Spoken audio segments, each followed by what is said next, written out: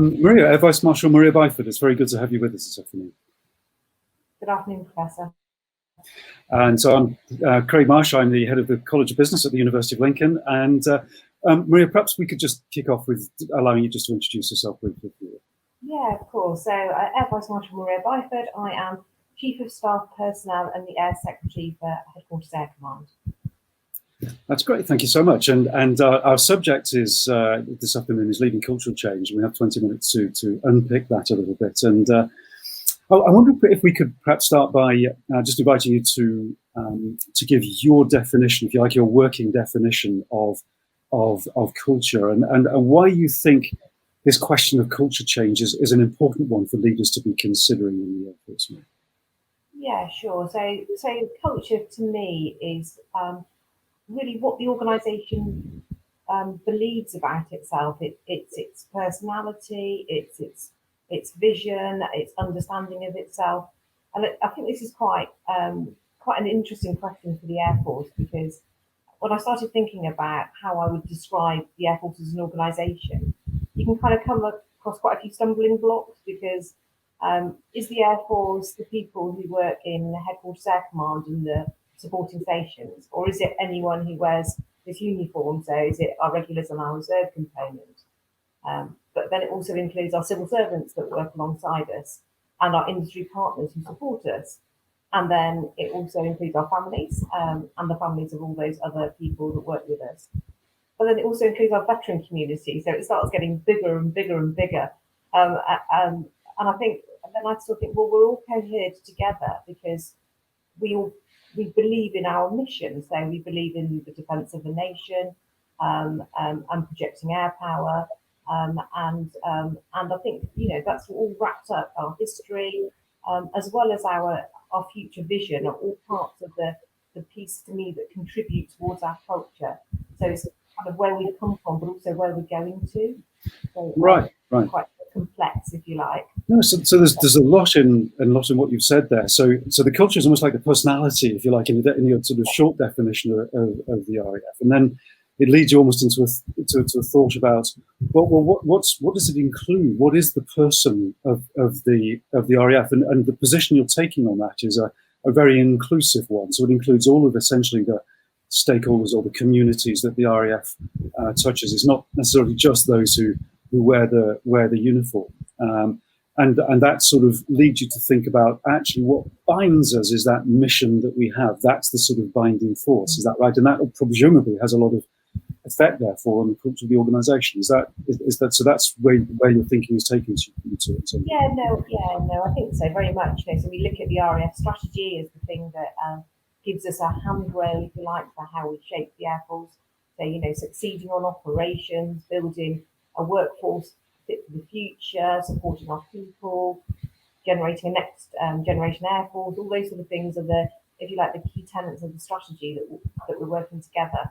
And then I think that's now overlaid, if you like, with our vision for Astra, which is the future Air Force. So our ability to be world class, integrated, capable, and inclusive. And it goes back to that inclusion word again. And I think there's all of that that's at play currently at the moment. So I think, as an organisation, we're very proud of our 101 years of history, and we saw that last year in the RAF 100 celebrations, and also the affection that the nation has for the Royal Air Force, which I think for some of us in the organisation possibly took us by surprise a little bit. I haven't realised how much we're valued by our society. But Astra, obviously, for us is about how we go into that next 100 years and what that looks like as well. Right. So Astra obviously now is the strategic context by which I suppose we can sort of sensibly talk about leading cultural change. I mean, this is obviously something that you will be heavily involved in your role, Maria. So perhaps we could just move on to talk a bit about that culture change project. So I suppose, why change? I mean, what is it about the way the RAF is at the moment, with all of its great strengths and high regard? What is it about the RAF that you feel means that we have to talk about cultural change and leading cultural change? I think we're influenced both internally and externally at any one point, and then we've got to consider the way in which we would fight in the future, which is not the same as our traditional methods of fighting. So if we look at the sort of the traditional domains for warfare around, sea and land and the air, and then of course we're now in this much more complex, unpredictable warfare, which will involve space and cyber. We know that we've got to evolve to meet new and emerging threats. And 2020 is, who would have thought at the beginning of 2020 that we would have spent globally, much of the year in a lockdown in lots of ways, through a global pandemic. So we know that there are evolving and different threats that are out there. And the Air Force needs to understand how it can react to those threats, and preserve the mission of the organisation. We've also got to look at our internal alarm system as well. So, and you'll obviously be very aware, Craig, that the Chief of the Air Staff wrote a report last year, the Inappropriate Behaviours Report, which looked at behaviours across the armed forces, not just the Royal Air Force, and came up with a number of recommendations for areas where we really need to improve the diversity and inclusion of our workforce in order, and the behaviours within it, in order to have that capable Air Force for the future.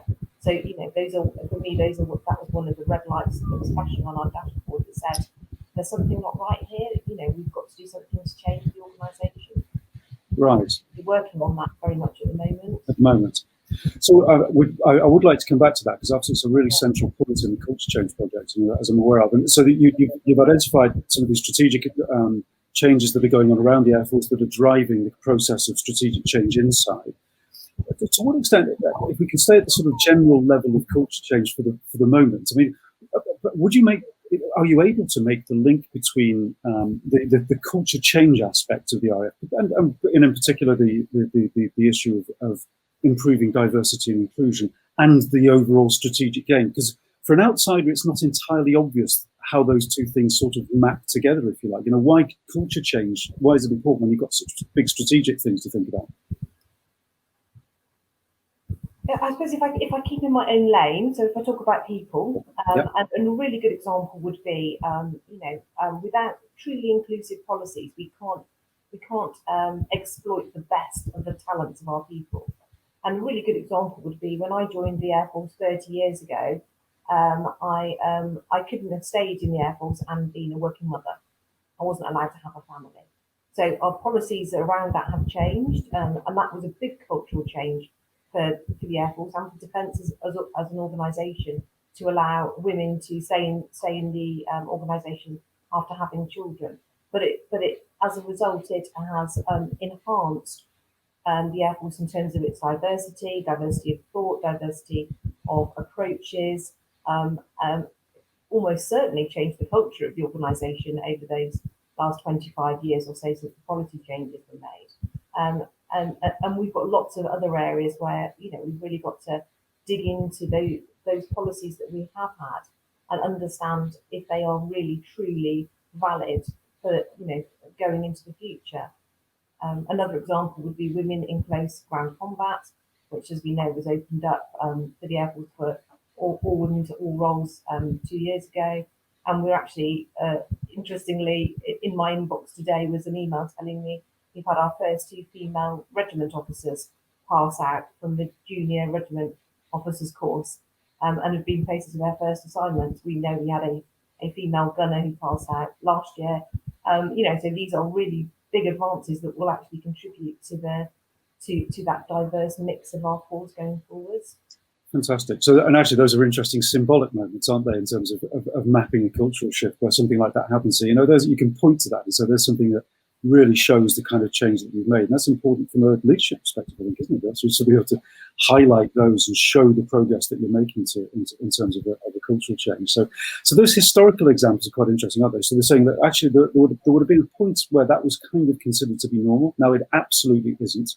So we've made that change. So if you were kind of taking stock for your position in today's Air Force, so what would you say would be the things that are going on today in the Air Force that perhaps I should perhaps say 2035, which I think is the Astra data, what would you say is happening now that will represent a similar change in culture in 15 years, where you would say, actually, that's really crazy that we did that in 2020? Is there anything? Maybe there's nothing. But... I mean, there are so many different work strands, and my biggest concern is that I'm going to forget something that's really significant. It's not a memory test. Within this. So let's talk about the modern family as an example. So historically, we have classified entitlement to accommodation for a family around a very traditional family model of a heterosexual a man-woman relationship, and obviously that's evolved with time, where we now recognise those that are in civil partnerships and their eligibility or entitlement to service accommodation, and also where there are family needs that mean that people require accommodation support. But actually, what we are really pushing, and we're pushing very hard with our sister services, is actually to recognise other types of family, because there are other types of modern family that exist, and that those families have needs, but they may not be what we would traditionally have accepted as a family. So people in long-term relationships, for example, should have a similar provision to those that might be in a formal civil partnership or in a marriage relationship. And those are the types of things that we've been looking at in terms of how we support our people and the people that support them as well going forwards. Our use of automated systems. So we are probably, we are behind the industry best practice in terms of how we might do recruitment, appraisal, promotions, and all of those things are actually coming quite soon. We're launching a smartphone app in September, which will allow people to do lots of their career management functions through their smartphone, like book leave or apply for a preferential posting or something. Have a look at their most recent performance appraisal, all those sort of things, which currently at the moment have to be done in a fairly antiquated way. To actually modernise those will mean that that our relationship with our personal information and data will be much better than it has been up till now. So those are just two examples of sort of things that I think will make a significant difference. Two significant examples, actually. So that's great. That just illustrates, I think, the point that you're making about the necessity for developing that culture change over the coming years. And when we kind of think about culture change itself, Maria, and this is an area that you have some expertise in yourself in your current position and from your history. I mean, what are the in some ways, how does it make sense to talk about culture change if culture is the personality of the organisation? I mean, how do you go about thinking about changing culture? Is it about the policy? I mean, that's clearly part of it. Is it what else are you thinking about as a senior leader when you're thinking about this? How to go about leading cultural change question? So thinking about how for me, it's all about how you communicate. So how you communicate the what the change is, why you think the change is needed, how the change is going to come about, and how it's going to individually affect people, because people are quite often change adverse. They're concerned about how it might impact on them personally. And I think the more you can communicate the change, it's much more likely to be accepted by the organisation that needs to change. For all the reasons that we've talked about, the internal and external factors that are shaping how we need to operate and how our business needs to be delivered differently. And I think probably as a leader, you've got to believe in the change you're trying to implement as well. Otherwise, it becomes a really hard process if you genuinely don't believe in what you're trying to put the organisation through. Right. So effective channels of communication, all of its forms, is really key to its success in your view. And as you're leading a cultural change project, Maria, what are the sort of what are the indicators of success? So how where you can sort of say, actually, this has sort of worked, if that's the way of expressing it. And we've actually got to a point where we have changed the culture in the way that I want to. I mean, what sort of things would you look for? sometimes it can be about people understanding the identity of the change. And an example I would probably give is a few years ago where I made a new team. So we brought a new team together from several disparate teams that didn't really go together particularly well, but the organisation needed a new team to form up from these sort of this jigsaw puzzle of other smaller teams. And the team was called Future Healthcare. So it was all about designing future healthcare systems.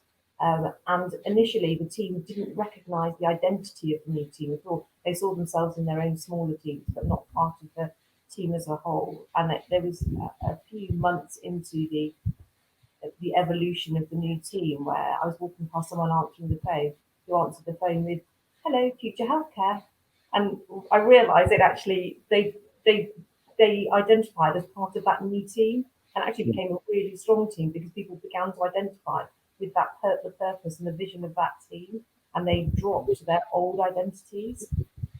How about that? So actually, it's something actually quite small in terms of a shift in somebody's behaviour that recognises that what you wanted was them to have this identity, and you just kind of noticed on that one day that's still really memorable for you that somebody actually used the team name. So as a leader, actually, probably what you're doing is looking for almost like those kind of micro signals, just those small indicators that things are actually moving in the right direction. Probably also the opposites as well, I suspect, where things aren't, and you're just kind of watching out for those that show you that things are moving there.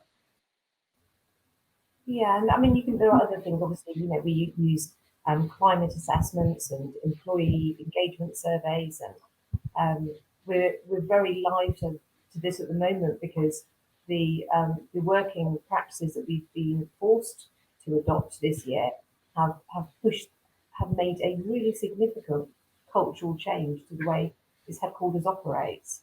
And we were a headquarters that operated on people being present in one building and being seen to be working at their desks. And it's been a seismic shift to move to a predominantly remote working headquarters. But I'm really conscious that we need to understand how that feels for everybody. Yeah. And when you're not getting daily eyes on for the workforce to understand what they're thinking and feeling, what they're worrying about, what they're pleased about. So we've been using a almost like a monthly dip test, a pulse survey, which just runs live for 72 hours once a month, just to get those feelings from the workforce, so that we can just get that little sense for how this really big cultural change that was really more enforced upon us than we would have necessarily embraced quite so rapidly. And then how does it feel for the people who've had to change because we've had to operate a different way of working? Right. So that's just a really good example, isn't it, of something that's happened. Would you perhaps just take a second to diagnose that for us in a sense? So what does it say about how we respond to cultural change, how we embed cultural changes? Are there any lessons? Is it going to stay? Are there any lessons that you can draw from your perspective on what's happened over the last few years? Yeah. So and I'm gonna lean back into a previous role, if I may, Craig. So what I talked about the future healthcare team that I was working with, and one of the things we were looking at a couple of years ago were remote healthcare consultation systems. So trying to move away from the very traditional patient-facing type appointments with the GP, for example, and how we might put some form of smartphone application, Skype consultation, online triage, something like that in place. And actually, although the work we were doing was great and laudable and moving forwards incrementally, actually being forced to implement remote consultation has completely revolutionised the way healthcare is now being delivered. And it's not just us; it is exactly the same for the National Health Service as well. Yeah. I think I was listening to the radio and they were talking. It was being reflected that probably 70% of GP consultations will be virtual in the future, irrespective of what happens with the global pandemic. Yeah. So we've completely changed the way we access the service, and that's very much reflected in the way in which we've continued to deliver all our core functions around assignments, promotions, appraisals, but 95% of the workforce for several months were working remotely from their homes in order to keep everybody safe. But we've managed to keep the business going. And certainly when I came into this job at the end of February, if you'd have told me that would have been the challenge we were facing, it would have been inconceivable. But you faced it. Yeah, but it's happened, and you dealt with it. That's fantastic. And maybe we are, as ever, coming up against our time here, but could I ask you perhaps just to reflect on what is, of course, a central challenge, concern, or opportunity for the RF at the moment, which is the inclusion agenda, which I know is a very, very big part of your thinking at the moment. Could you say a little bit about how that's reflected in your strategy for leading cultural change, what its importance, and how you're thinking about that? Yeah, so this is all about getting absolutely the best out of the talents of our people. So one of the things that we will be launching at the GPR Staff Leadership Conference in October is the talent strategy. And this is all about understanding what our people can bring to the organisation. And in order for our people to bring their talents, they've got to be able to bring their true selves to work. And in order to bring their true selves to work, they've got to be able to work in an environment, whether it's a virtual remote environment or a physical office environment or a hangar environment or a surgery, whatever their working environment is. They've got to be able to bring their true selves to work in a way in which and feel valued and accepted for who they are, irrespective of their gender, their sexuality, any disabilities they may have, their etnicity. Those things have got to be put to one side so that we know that that person is able to do the very best they can for the organisation. So how do we get there? Well, there's lots of different ways in which we have targets around recruiting, certain percentages of gender and BAME, for example. And that's part of it, is the people we bring into the organisation. But it's also about what our lived experience feels like, and how people feel in the workplace on a day-to-day basis, and how everybody around each other behaves. And it links back to, we were talking about the Wigston report, the inappropriate behaviours report. And so for all of us, it's about challenging behaviour that's not appropriate, getting after anything that stops people feeling truly comfortable and valued in the workplace. So there's lots of work that we're driving around this at the moment. Fantastic, and that's perhaps an appropriate point for us to finish on. And thank you so much for summarising what I know is a massive project in such a succinct way for us. So I think it just remains me, Maria, Vice Marshal Maria Byford, to thank you on behalf of the TEDR Academy and also the University of Lincoln for giving up some of your valuable time today to talk to us about such a crucial subject for the Royal Air Force. Maria, thank you so much. No, thank you very much, Professor. Thank you.